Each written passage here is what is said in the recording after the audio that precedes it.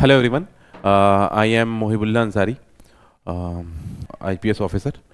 I am here to help you कि आप mains के नोट्स कैसे बना सकते हैं. आई एम वेरी होपफुल कि अभी बहुत जल्द ही प्रीलिम्स के रिजल्ट आने वाले हैं और आप लोग मेंस की तैयारी में लग चुके होंगे या लगने वाले होंगे. मेंस की तैयारी में सबसे इम्पॉर्टेंट एस्पेक्ट ये होता है कि सबसे पहली चीज़ ये होती है कि आप मेंस के नोट्स बनाएं. फिर उसके बाद क्या होता है, मेंस की नोट्स की बाद आंसर राइटिंग प्रैक्टिस करें. ठीक है, तो अभी सबसे पहली चीज जो हम देखने जा रहे हैं कि मेंस के नोट्स कैसे बनाएं, ये सबसे पहला स्टेप होता है. ठीक है, तो सबसे इंपॉर्टेंट है कि मेंस के नोट्स आप जब भी बनाएं उसको इस फॉर्मेट में बनाएं आप, ताकि जो आप मेंस में आंसर लिखने वाले हैं उसी फॉर्मेट में आपके नोट्स भी होने चाहिए. मैं आपको सैंपल भी दिखाऊंगा, ठीक है, कि मेंस के नोट्स कैसे बनाते हैं.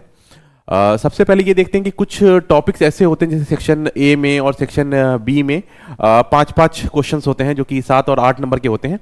उनको आपको छोटे नोट्स बनाने हैं, तो ये आपको खुद ही स्पेकुलेट करना पड़ेगा कि कौन से क्वेश्चंस पे ब्रीफ नोट्स आ सकते हैं और कौन से टॉपिक्स पे बड़े नोट्स आ सकते हैं. तो उस हिसाब से आपको नोट्स बनाना पड़ेगा. ठीक है, उसके लिए बेहतर उपाय क्या है, मैं अभी आगे सब कुछ कंटिन्यू करूंगा और कुछ सैंपल्स भी दिखाऊंगा कि मेंस के नोट्स कैसे बनाने होते हैं.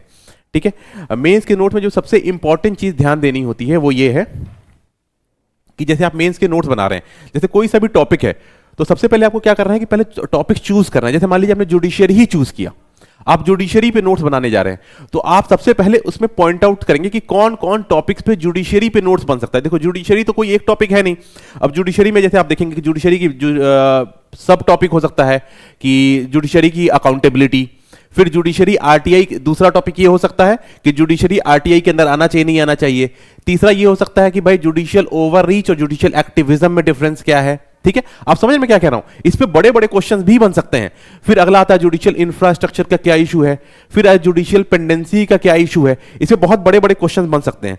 फिर बन सकता है कि भाई पीआईएल के बारे में आप क्या समझते हैं. ठीक है, फिर नेशनल कोर्ट ऑफ अपील के बारे में, फिर ऑल इंडिया जुडिशियल सर्विसेज के बारे में. इन सब पे बड़े बड़े क्वेश्चंस, इवन स्मॉल क्वेश्चंस भी आ सकते हैं. तो इन सब के नोट्स आपके पहले से तैयार होने चाहिए. ठीक है, अभी मैं सैंपल दिखाऊंगा आगे. ठीक है, जब भी आप नोट्स बनाएं तो जैसे कि आप आंसर राइटिंग, मेंस के आंसर राइटिंग में क्या करते हैं, मेंस के आंसर राइटिंग में सबसे पहले आप क्या लिखते हैं. मान लीजिए आपको क्वेश्चन एक पूछा हुआ उन्होंने, मान लीजिए आपसे एक क्वेश्चन पूछा हुआ उन्होंने कि भाई judicial activism and judicial overreach. ठीक है, इस पे इन्होंने आपसे बड़ा क्वेश्चन पूछ लिया, तो आप क्या करेंगे इस क्वेश्चंस में. आप इसमें सबसे पहले, तो मैं एक बेसिक स्ट्रक्चर बता रहा हूं जो मेंस के आंसर लिखने का स्ट्रक्चर होता है. उसमें आप पहले इंट्रो लिखते हैं, फिर आप बॉडी लिखते हैं, फिर आप कंक्लूजन लिखते हैं.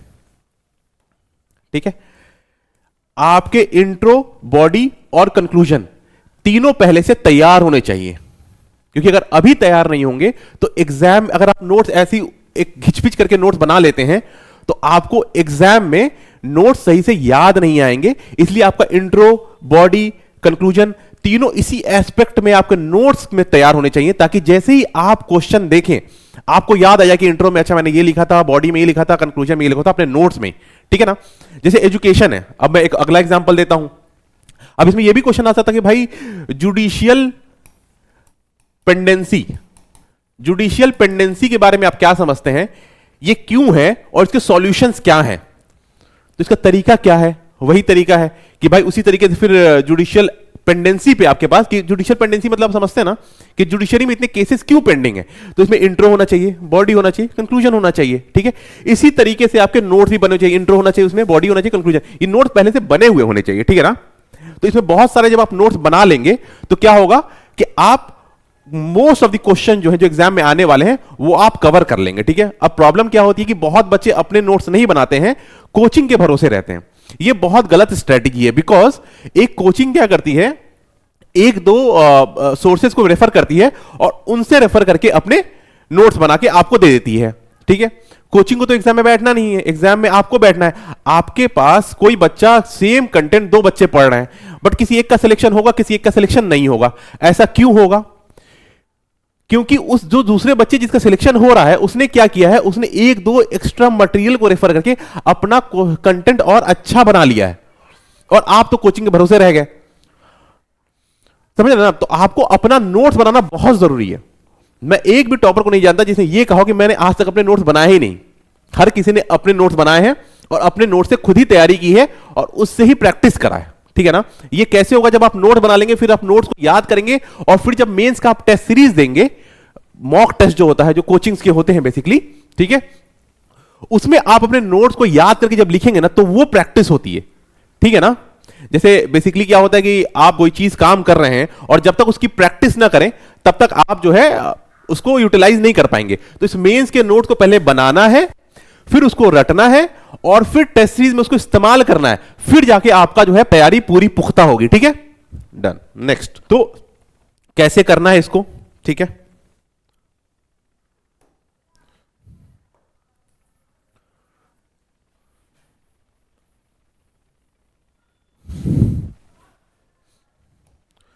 अब आते हैं नोट्स बनाना कैसे, ठीक है।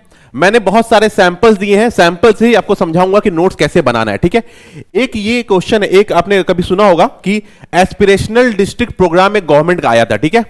मैं आपको बताऊंगा कि आईआर के नोट्स कैसे बनाते हैं, स्कीम्स में नोट्स कैसे बनाते हैं, कोई और टॉपिक है उस पर नोट्स कैसे बनाते हैं। बहुत सारे सैंपल्स मैं लेकर आया हूं ताकि आपको समझा दूं बेसिकली, है ना। तो देखो, जब मैंने एस्पिरेशनल डिस्ट्रिक्ट प्रोग्राम है ये, ठीक है, आपको उतना शायद क्लियर नहीं दिख रहा होगा, तो मैं इसको बड़ा कर देता हूं थोड़ा सा, ठीक है। देखिए, ये है लिखा हुआ एस्पिरेशनल डिस्ट्रिक्ट प्रोग्राम, ठीक है। ये उस मान लीजिए उस साल कोई और टॉपिक है जो न्यूज में है, ये कभी एक समय पे न्यूज में था, तो इस पे मैंने नोट बना लिया। इसमें क्या किया कि भाई देखो, मैंने आपको पहले ही बताया कि इंट्रो बॉडी कंक्लूजन आपका तैयार होना चाहिए, राइट। उस इंट्रो बॉडी कंक्लूजन में आप क्या बॉडी, मान लो आप डायग्राम इस्तेमाल करने वाले हो, तो वो डायग्राम भी आपके नोट में पहले से बने होने चाहिए। आप एग्जाम्पल्स यूज करने वाले हो, उस दिन एग्जाम में आपको एग्जाम्पल्स याद नहीं आएंगे जब तक आपके नोट्स में पहले से एग्जाम्पल्स नहीं होंगे, ठीक है ना। तो देखो, मैंने क्या किया, पहले आपको क्या बताया, कोई भी आंसर राइटिंग में क्या होता है, इंट्रो बॉडी कंक्लूजन। अब देखो, मैंने उसी तरीके से बना रखा है नोट्स। पहले मैंने एस्पिरेशनल डिस्ट्रिक्ट प्रोग्राम के बारे में एक हेडिंग लिखी, फिर मैंने लिखा कि launch in 2018 to increase the social economic development of the under developed district in nation. फिर 117 डिस्ट्रिक्ट में है, 117 डिस्ट्रिक्ट में 38 लेफ्ट विंग एक्सट्रीमिस्ट डिस्ट्रिक्ट को भी पूरा कवर करता है, ठीक है। फोकस ऑन 6 मेन थीम्स, कौन से 6 थीम्स पे फोकस करता है, health and nutrition, education, skill development, agriculture and water resources और बेसिक इंफ्रास्ट्रक्चर फाइनल। तो आप समझे, इस चीज को आप क्या कर सकते हो, या तो इंट्रो में यूज कर सकते हो या बॉडी में यूज कर सकते हो। फिर बेसिक स्ट्रक्चर क्या है, भाई इसको इंप्लीमेंट करने का, बेसिक एस्पिरेशनल डिस्ट्रिक्ट प्रोग्राम को इंप्लीमेंट करने का बेसिक स्ट्रक्चर क्या है। भाई नीति आयोग इसको इंप्लीमेंट करवाती है, स्टेट गवर्नमेंट ड्राइवर्स होते हैं और सेंट्रल प्रभारी ऑफिसर्स होते हैं, ठीक है। इसमें 3 C's होते हैं, convergence, collaboration and competition. Convergence किसका, स्टेट और सेंट्रल इनिशिएटिव्स का। कोलैबोरेशन किसका, सिटीजन और फंक्शनरीज का। और कंपटीशन किसका, डिफरेंट डिस्ट्रिक्ट का। आप देखोगे डिफरेंट डिस्ट्रिक्ट के बीच में रैंकिंग निकलती है एस्पिरेशनल डिस्ट्रिक्ट प्रोग्राम्स की। तो मैंने समझा क्या किया कि इतनी जगह मैंने पहले इनिशियली जब भी मैं कोई टॉपिक लिखता हूं, उसके पीछे उसके आगे 2-3 पॉइंट जगह छोड़ देता हूं, ताकि इंट्रोडक्शन में मैं ये 2-3 पॉइंट्स लिख पाऊं।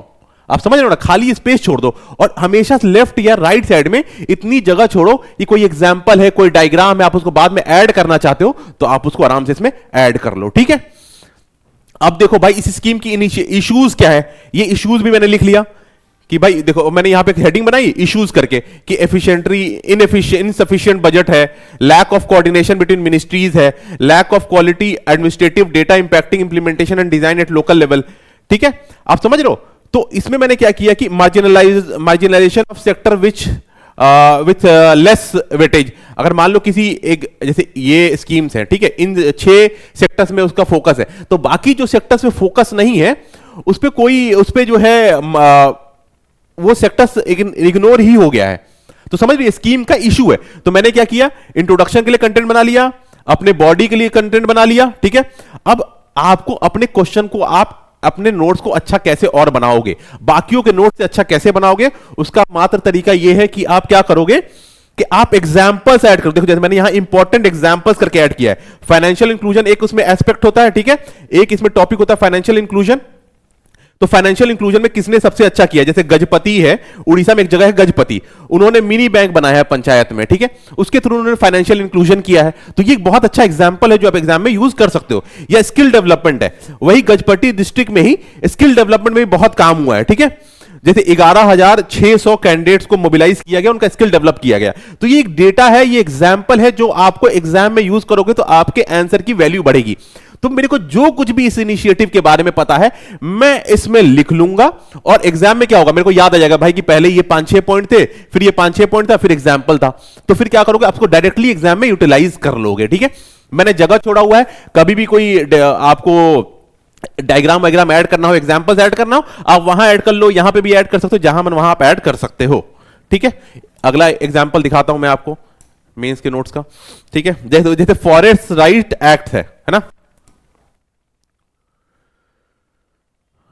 ठीक है, फॉरेस्ट राइट एक्ट के बारे में सबने सुना होगा। ठीक है, सबको पता होगा। बट मैं अगर आज कह दूं कि भाई फॉरेस्ट राइट एक्ट पे एक शॉर्ट नोट्स लिख दो, तो हो सकता है बहुत लोग लिख नहीं पाए। लेकिन जब अगर आपके नोट्स बने हुए होंगे तो आपको पता है कि उस नोट्स को कैसे यूटिलाइज करना है। ठीक है, मैं भी जब मेंस का आंसर राइटिंग बताऊंगा तो आपको यह भी बताऊंगा कि उसके नोट्स को यूटिलाइज कैसे करना है। ठीक है, तो इसमें अभी आपको क्या करना है कि मैं आपको बता देता हूं कि इस नोट्स को कैसे बनाया हुआ है। ठीक है, सबसे पहले मैंने लिखा कि भाई फॉरेस्ट राइट एक्ट, ठीक है, 2006, इस पे नोट बना रहा हूं। ठीक है, अब देखो इसमें इसके बारे में सबसे पहले मैंने, अगर आप उसमें भी देखोगे तो मैंने सबसे पहली लाइन लिखी थी कि एस्पिरेशनल डिस्ट्रिक्ट प्रोग्राम है क्या चीज, है ना।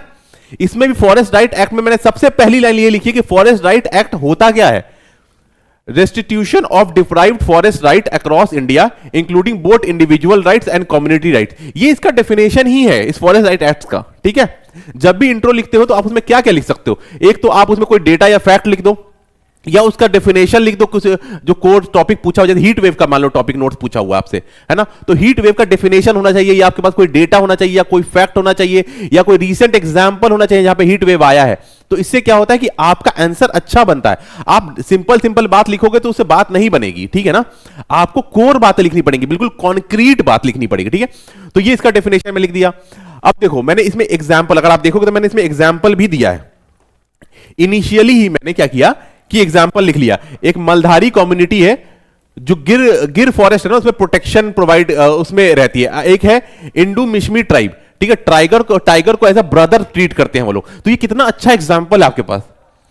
ठीक है ना, ये कितना, तो ये इस एग्जाम्पल को जब आप ऐड करोगे आंसर में तो आपके आंसर की वैल्यू बढ़ती है। ठीक है, अब देखो कि मैंने इस फॉरेस्ट राइट एक्ट में जो भी राइट है उसको मैंने यहां लिख लिया। देखो यहां लिखा हुआ राइट्स, ठीक है, title right, community right, relief and development right, forest management right, right to collect and sell minor forest products protection. ठीक है, तो ये जो राइट्स है मैंने यहां पे लिख लिया, 5-6 राइट जो भी है इनके। ठीक है, आप समझ रहे हो ना कि मैंने क्या किया, यहां पे इंट्रोडक्शन के लिए 2-3 लाइन लिख ली, उनके बेसिक राइट्स लिख लिए क्या है इस एक्ट के। फिर अगला पॉइंट देखो मैंने सब टॉपिक बनाया है, significance of the act, act का सिग्निफिकेंस क्या है। ठीक है, फिर अगला मैंने लिखा है यहां पे, अगला टॉपिक देखो, challenges in implementation of forest rights act. ठीक है, फिर यहां पे लिखा मैंने सॉल्यूशन क्या है। ठीक है, कोशिश करो जहां पर भी आप सॉल्यूशन कोई दे सकते हो तो सॉल्यूशन जरूर दो किसी भी इशू का। इस एक्ट में 100% इंप्लीमेंट तो नहीं हो रहा है, कुछ तो इशू है ना इस एक्ट में जिसकी जिसकी वजह से इंप्लीमेंटेशन नहीं हो रहा, तो हमको इस एक्ट को और अच्छा करने की जरूरत है, तो आप सॉल्यूशन लिख दो। ठीक है, आप सॉल्यूशन प्रोवाइड करो, जहां पे भी पॉसिबल हो सॉल्यूशन जरूर दीजिए। ठीक है, जहां भी पॉसिबल हो, क्योंकि एक ब्यूरोक्रेट आप बनने जा रहे हैं तो आपसे पास एक प्रॉब्लम नहीं एक्सपेक्ट की जाती है, ये भी एक्सपेक्ट किया जाता है कि आप सॉल्यूशन क्या देते हैं उसका। ठीक है ना, अब देखो तो मैंने पहले क्या बताया आपको, डेफिनेशन लिखी है। ठीक है, कुछ एग्जांपल्स लिखे हैं, उनके राइट्स के बारे में लिखा हुआ है, उस एक्ट के इंपॉर्टेंस के बारे में लिखा, सिग्निफिकेंस ऑफ द एक्ट, उस एक्ट के सिग्निफिकेंस के बारे में लिखा हुआ है। जैसे कि एक समानता जजमेंट था, देखो यहां पे मेंशन्ड है, आपको मे भी ना दिख रहा हो, बहुत छोटा छोटा है, मैं बता दे रहा हूं पढ़ के। यहां लिखा हुआ अपहेल्ड द समानता जजमेंट, जो समानता जजमेंट सुप्रीम कोर्ट का जजमेंट था उसमें जो भी बातें कही गई थी उसके स्पिरिट को इन्होंने इस लॉ में डाल दिया है। ठीक है, फिर ग्रांटेड ऑनरशिप ऑफ, मैंने इस एक्ट का सिग्निफिकेंस में और लिखा है, granted ownership of minor forest produce, 104 villages of Maharashtra earn 9.8 crore by tendu leaves. Tendu leaves को बेच के कुछ लोगों ने, कुछ ट्राइब्स ने बहुत पैसे कमाए हैं, है ना। ये कितनी अच्छी चीज है कि आप ट्राइबल्स को एम्पावर कर रहे हो, कितना अच्छा एग्जाम्पल है। तो ऐसे एग्जाम्पल्स मैंने इसमें लिख लिए हैं। ठीक है, एक मैंने केस कौन से ट्राइब का लिखा, मालधारी ट्राइब का, एक इंडू मिशमी ट्राइब का, फिर यहां पे मैंने महाराष्ट्र में ट्राइब का लिखा है कि भाई 104 विलेजेस है, उन्होंने पैसे उससे कमाए। ठीक है, फर्स्ट टाइम जो है फॉरेस्ट राइट का रिकॉग्नाइज हुआ है, ये भी नोट्स में लिखा हुआ है। Secure rights over disputed lands, ठीक है, right of in Situ rehabilitation including alternative land in case of displacement, claimants must be member of ST community in that area or resident for 75 years। तो जो इस act के provisions है, मैंने इस act के सारे प्रोविजंस लिख लिए। इस एक्ट में क्या इश्यूज है मैं आपको आगे बताता हूं क्या लिखा हुआ है। इस एक्ट के इश्यूज का बता देता हूं, चैलेंजेस जो बताया मैंने आपको कि इस एक्ट में चैलेंजेस क्या हैं, ये भी मैंने लिख लिया है। चैलेंजेस देखो कि लिटिल प्रोग्रेस, ओनली 13% जो डिमार्केटेड एरिया है जिसको राइट मिलना चाहिए था, उसके पास 13% ही आज तक जो है राइट मिला है, तो ये एक चैलेंज है। फॉरेस्ट राइट एक्ट इंप्लीमेंट नहीं हुआ, ठीक है। लैक ऑफ रेगुलर इलेक्शंस नहीं हो पा रहे हैं।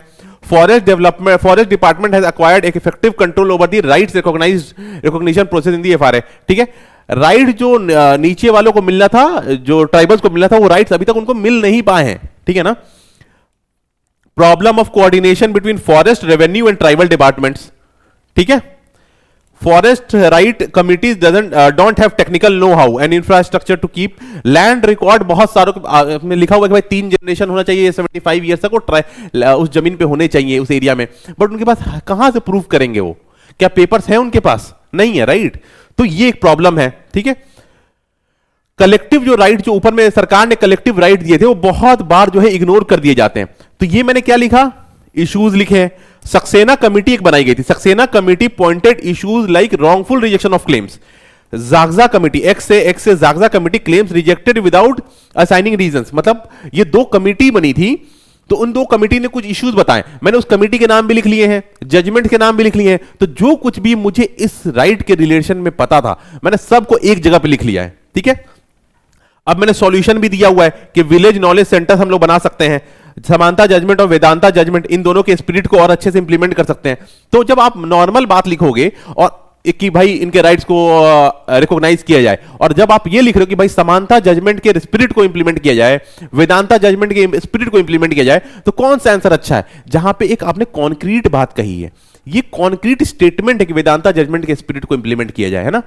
तो ऐसी चीजें जहां पे आप कोर बात कर रहे हो, बहुत कॉन्क्रीट बात कर रहे हो, वो सारे पॉइंट्स इसमें लिखने हैं। देखो नोट्स में वो बातें नहीं लिखनी है जो आप खुद से ही लिख सकते हो कि भाई उनके राइट्स को इंप्लीमेंट करना है, उनके साथ प्रॉब्लम हो रही है। ये सारी बातें अगर आपने नोट्स नहीं भी पढ़ा तब भी लिख सकते हो। नोट्स में वो बातें लिखो जो आप खुद से नहीं बना पा सकते हो बातें।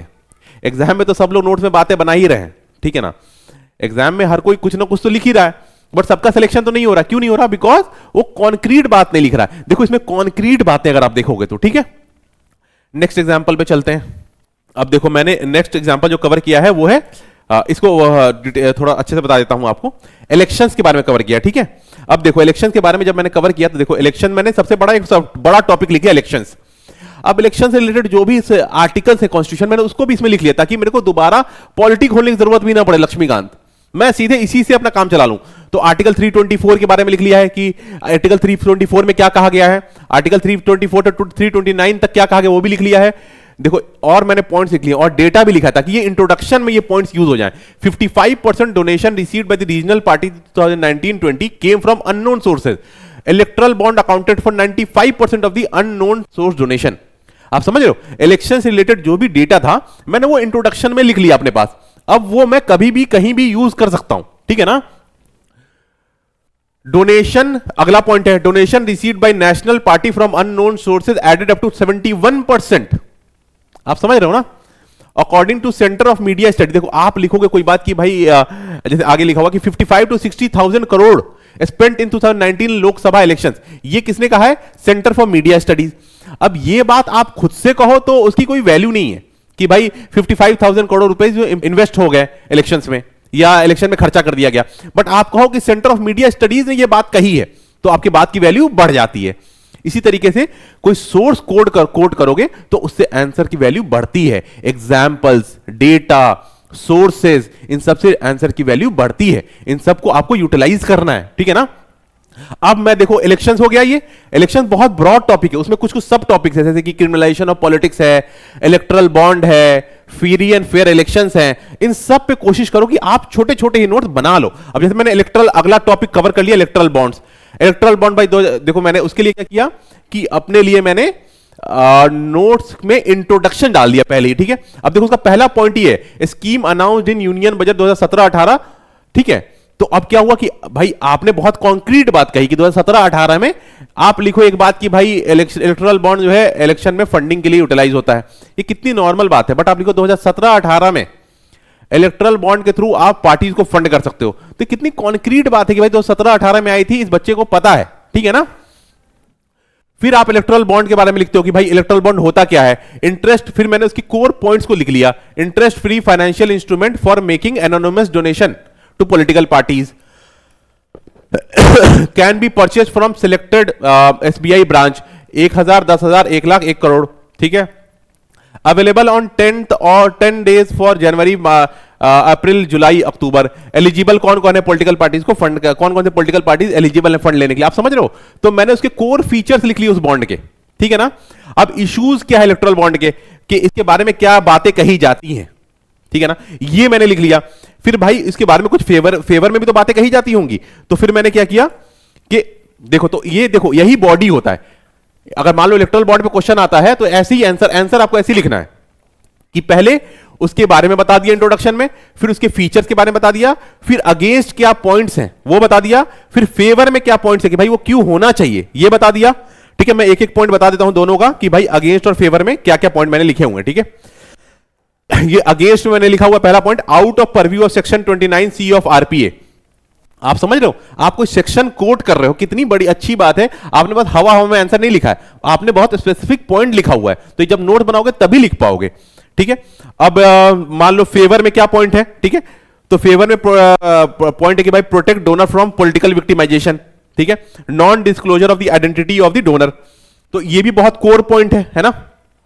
अब भाई उसके अगला है गया, भाई मैंने इंट्रो लिख लिया, उसके फीचर्स लिख लिए, अगेंस्ट में पॉइंट लिख लिया, फेवर में पॉइंट लिख लिया। अब भाई स्टेप्स नीडेड कि भाई उसके आगे आपको क्या कर सकते हो, तो भाई कंप्लीट डिजिटल ट्रांजैक्शन करवा दीजिए इलेक्शंस में, तो उससे क्या ट्रांसपेरेंसी बढ़ जाएगी। तो ये स्टेप्स नीडेड है, ठीक है ना। तो समझ गए, इंट्रो हो गया, बॉडी हो गया, और आपको स्टेप्स नीडेड भी हो गया। तो हर आंसर में स्टेप्स नीडेड बताना पड़ेगा आपको, ठीक है, कि आगे आप क्या कर सकते हो, इससे वैल्यू बढ़ती है आंसर्स की, ठीक है ना।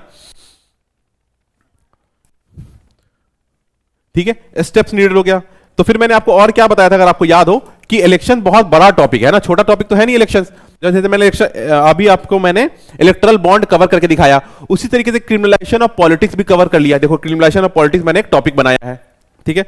अब ये हो गया क्रिमिनलाइजेशन ऑफ पॉलिटिक्स। इसमें भी देखो सेक्शन मैंने इसका इंट्रोडक्शन के लिए 2 लाइन पहले लिख लिया है कि 2004 में 24% था, 2014 में 34%, 19 में 43%।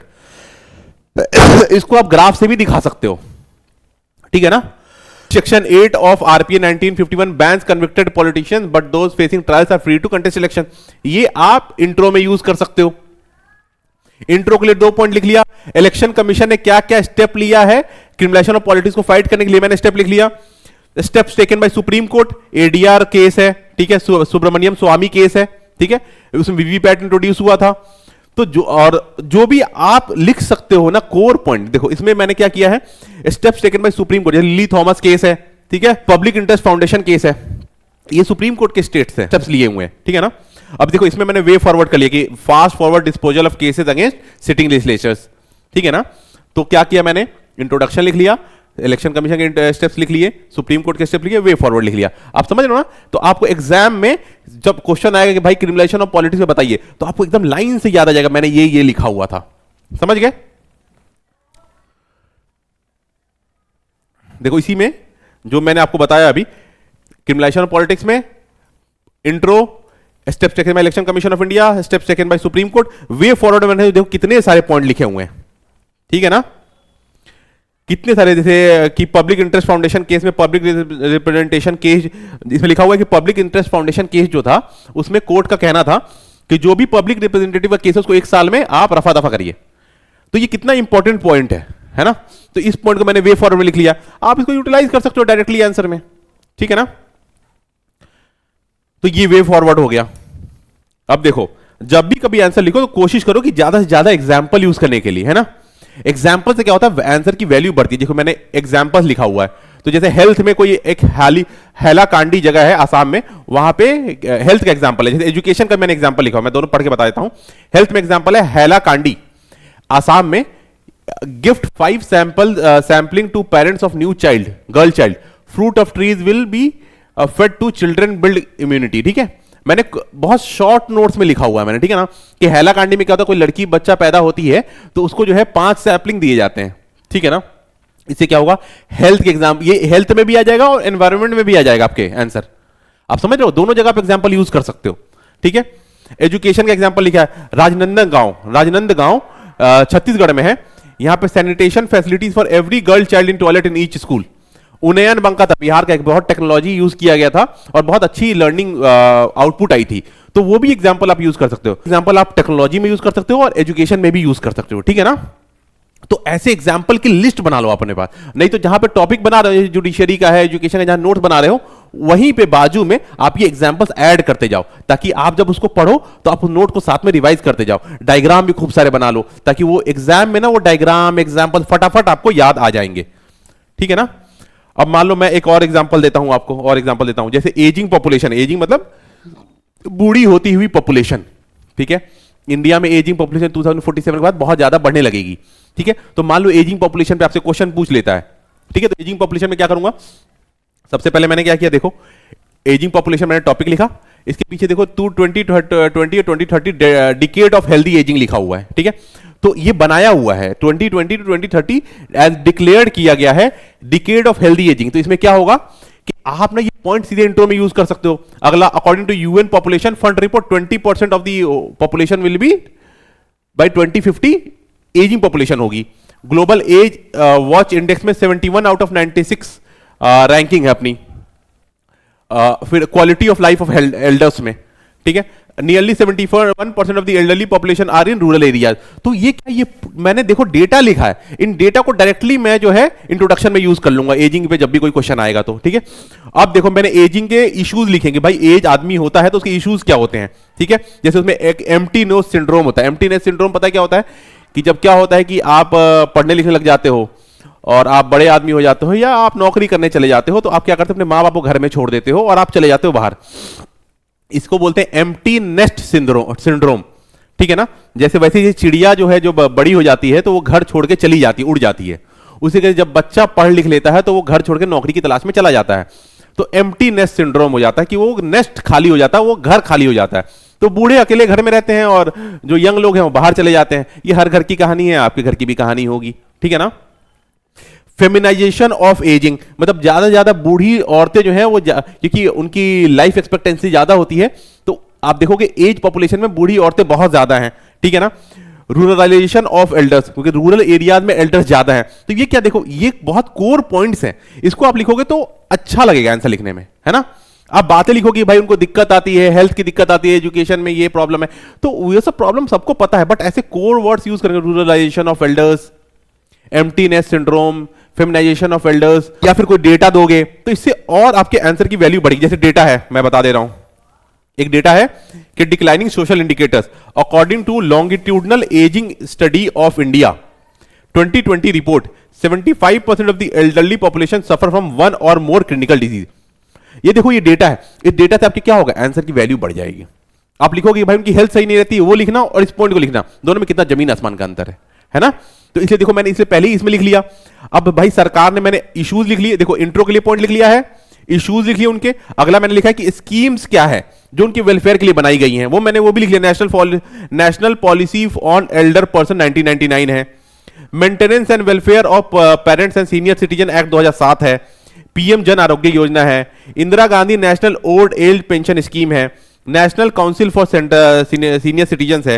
राष्ट्रीय वयोश्री योजना, पीएम वया वंदना योजना, वयोश्रेष्ठ योजना, इन योजनाओं के मैंने नाम लिख लिए। इससे क्या होगा कि अगर एग्जाम में ये पूछ लेता कि भाई सरकार ने क्या क्या स्टेप लिए बताइए, तो आप ये पॉइंट सीधे डायरेक्टली लिख सकते हो, ठीक है। फिर इसके सॉल्यूशन भी दिए कि भाई इनके प्रॉब्लम की सॉल्यूशन क्या है, अफोर्डेबल मेडिकल हेल्थ केयर लाइए, अवेयरनेस जो आप एफर्ट डाल रही सरकार उसका अवेयरनेस फैलाइए। जैसे अटल पेंशन योजना है, बहुत सारे लोगों को पता ही नहीं है। अब जो है जो maintenance and welfare of parents and senior citizen scheme act है, उसके बारे में कितने लोगों को पता है कि एक एक्ट होता है जो सीनियर सिटीजन को प्रोटेक्ट करता है, नहीं पता है, तो उसके बारे में अवेयरनेस फैलाइए, ठीक है ना। तो ये मैंने स्टेप्स भी लिख लिया। तो मैंने इंट्रोडक्शन, इश्यूज, स्कीम्स क्या क्या है और सॉल्यूशन क्या है। अब क्वेश्चन कुछ भी आएगा एल्डरली से तो वो कवर हो जाएगा कि एल्डरली पॉपुलेशन से रिलेटेड। तो कोशिश कीजिए कि एक टॉपिक पे जितने डायमेंशंस आप कवर कर सकते हैं उतने डायमेंशंस आप कवर कर लीजिए, ठीक है। ये हो गया इंट्रो, बॉडी, कंक्लूजन। ठीक है। अब जैसे सेम मैंने वुमेन पे बनाया है, ठीक है, मैं वुमेन पे दिखा देता हूं आपको। तो मैंने क्या किया है, वुमेन पे देखो, विमेन पे मैंने विमेन का टॉपिक बनाया। विमेन पे बहुत सारे टॉपिक्स बन सकते हैं, ठीक है। जैसे अगला देखो, मैंने इसमें पहले बनाया है कि भाई according to NFHS 4 3/8 men believe contraceptive in is women, women का काम है कॉन्ट्रासेप्टिव यूज करना, ठीक है। Men should not worry about it, ठीक है। एनएफएचएस 4 2015-16 का रिपोर्ट है। 20% of men believe contraception, 18% of the women have final say in family planning. ये 2000 एनएफएचएस 4 का रिपोर्ट है। तो ये सब आप डेटा यूज करो ना। Women ministers 23% in 2019 and 9% in 2021। Women in 12% of the high court जजेस वुमेन है, 28% जजेस इन द लोअर कोर्ट है। आप समझ रहे हो, ये जुडिशरी में भी यूज हो जाएगा, वुमेन में भी यूज हो जाएगा। तो ऐसे डेटा जो भी आपको लगता है कि यूज हो सकता है, आप उसको इंट्रो में बना के रख लो। मैंने इंट्रो में लिख के रख लिया अपने पास, ठीक है। कोविड के समय में क्या क्या इशू था, वुमेन का वो लिख लिया है। स्टेप्स क्या क्या सरकार ने लिए हैं वुमेन के रिलेटेड, मैंने वो भी सारे लिख लिए हैं। और फिर आप जो है, अब इसी में वुमेन में एक वुमेन का टॉपिक खत्म हुआ, फिर अगला है बेटी बचाओ बेटी पढ़ाओ स्कीम। अब इसके बारे में मैंने जो है पूरे नोट्स बना लिए। तो स्कीम जो भी आपको लगता है इंपॉर्टेंट है, Beti Bachao Beti Padhao is very important scheme, तो आप उसको क्या करो, आप उसको एक थोड़ा सा नोट बना लो उसके बारे में, ठीक है ना। सेम जुडिशरी के बारे में मैंने आपको बताया था। तो ये है जुडिशरी, ये जुडिशरी में पेंडिंग केसेस क्यों है, इसके रीजंस और इश्यूज क्या है जुडिशरी में, ये मैंने बना लिया यहां पे। जुडिशरी के सॉल्यूशंस क्या क्या है, जुडिशियल अकाउंटेबिलिटी क्या होती है, समझ रहे हो ना। तो मतलब जुडिशरी के बारे में मैं जितना कुछ लिख सकता था सब मैंने लिख लिया है, ठीक है ना। अब मैं आ जाता हूं, अगला है एसएचजी पे। मैंने बहुत सारे सैंपल दिखा दे रहा हूं ताकि आपको क्लियर हो जाए, ठीक है।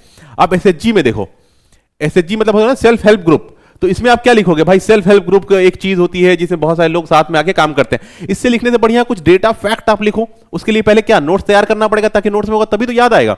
देखो मैंने पहले लिख लिया कि government planning to create total 75 lakh SHG by 2022। ये डेटा आपके पास रीसेंट डेटा होगा, मेरे पास पुराना डेटा है, आप रीसेंट डेटा से इसको अपडेट कर लीजिएगा, ठीक है। अब ये क्या होता है, एक प्रॉपर इसका डेफिनेशन भी मैंने लिखा हुआ है, कुछ नहीं याद है तो डेफिनेशन लिख दूंगा। Informal association choose to come closer to improve living conditions, improve social capital among poor especially women, ठीक है।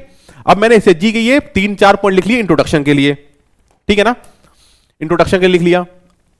फिर मैंने इसके बेनिफिट्स क्या है एसएचजी के, देखो women 60 lakh SHG mobilise 6 crore women, ये एक डेटा है। Decrease dependency on informal money lenders, money lending के लिए जो एसएचजी में जो जरूरत पड़ती है, इनफॉर्मल सेक्टर पर आप डिपेंड नहीं होकर सीधे फॉर्मल सेक्टर से आप पैसा ले सकते हो। एनकरेज सेविंग हैबिट्स है, ठीक है। कॉन्सेप्ट ऑफ ग्रुप अकाउंटेबिलिटी, समझ रहे हो, सोशल कैपिटल डेवलप होता है, सोशल फाइनेंशियल इंक्लूजन होता है। तो इससे एसएचजी में आप क्या करोगे कि ये इंट्रोडक्शन के लिए मैंने 3 पॉइंट दे दिया। एसएचजी के बेनिफिट्स हैं, एसएचजी के वीकनेस क्या है, मैंने यहां पे 4-5 पॉइंट लिख लिए वीकनेस के। सॉल्यूशन क्या, सजेशन लिख लिए मैंने, ठीक है ना। तो ये पूरा टॉपिक एक तरीके से कवर हो गया, ठीक है ना। इंट्रोडक्शन, बॉडी, कंक्लूजन, ठीक है। फिर उसी तरीके से लास्ट में कवर कर देता हूं कि इंटरनेशनल रिलेशन में नोट्स कैसे बनाते हैं, ठीक है। इंटरनेशनल रिलेशंस में नोट्स बनाते हैं ऐसे। सबसे पहले जो भी, जैसे मैंने एक एग्जांपल दिया, इंडिया एशियान का नोट बनाया, ठीक है। तो 10 inter governmental organisations of 10 south east Asian Nations, ठीक है। इंडिया अनाउंस्ड कंट्रीब्यूशन, मतलब जो भी है, आप जो भी आपको फैक्ट डेटा मिलता है आप इसमें लिखते जाओ। Cooperation of ASEAN regional forum, ये 20% of the India total diaspora is in ASEAN, ये समझ रहे हो, ये डेटा इंपॉर्टेंट है। एशियान इंडिया ग्रीन फंड भी है। तो इससे आप स्टार्ट करोगे कि भाई इतनी पॉपुलेशन जो है इंडिया की एशियान में रहती है, तो आपके आंसर की वैल्यू बहुत ज्यादा बढ़ जाएगी, ठीक है ना। तो ये वही है, इंट्रोडक्शन के लिए 4-5 पॉइंट लिख लिया। अगला टॉपिक क्या लिख लिया मैंने, सब topic, importance of ASEAN for India, ठीक है। काउंटरिंग चाइना, ठीक है, सार्क बहुत ज्यादा सक्सेसफुल नहीं हो पा रहा रिसेंटली, तो उसको काउंटर कर सकते हैं। ASEAN is central to India's Indo Pacific vision और India's east look east policy, act east policy, ठीक है। Indian ocean carries 90% of the India state. तो ये सारे पॉइंट जो है ये इंपॉर्टेंस ऑफ एशियान है, ठीक है। तो देखो मैंने क्या किया, पहले इंट्रोडक्शन में 4-5 पॉइंट लिख लिए, इंपॉर्टेंस ऑफ एशियान में लिख लिया, इसके कंसर्न क्या है एशियान की, ये 3-4 पॉइंट लिख लिया। जैसे कि India is out of RCEP, India trade deficit जो है ऑलमोस्ट 22 बिलियन था 2018-19 में। चाइना का बहुत ज्यादा इंफ्लुएंस है एशियान में। India limited capacity of investors and market access, non tariff barriers ASEAN की तरफ से आते हैं। Intro, importance of ASEAN, issues with ASEAN, way forward, मैंने बहुत सारे जैसे convergence of Indo Pacific initiative and Asian outlook on Indo Pacific. तो जो भी आपको वे फॉरवर्ड में आता है, इसी में से आप एक दो पॉइंट बचाकर कंक्लूजन में पैराग्राफ फॉर्म में लिख सकते हो। मैं बताऊंगा आंसर राइटिंग में, जब मैं बताऊंगा तो कैसे आप यूटिलाइज कर सकते हो इस चीज को, ठीक है। तो आपने समझ लिया कैसे मैंने हर चीज में नोट बनाया हुआ। ऐसे नोट बनाया है कि जब मैं एग्जाम में आंसर लिखूं तो मुझे ज्यादा दिमाग लगाने की जरूरत नहीं पड़े, मुझे फटाफट हर चीज लाइन बाय लाइन ऊपर से याद आ जाएगा, इंट्रो, बॉडी, कंक्लूजन में क्या क्या था, ठीक है।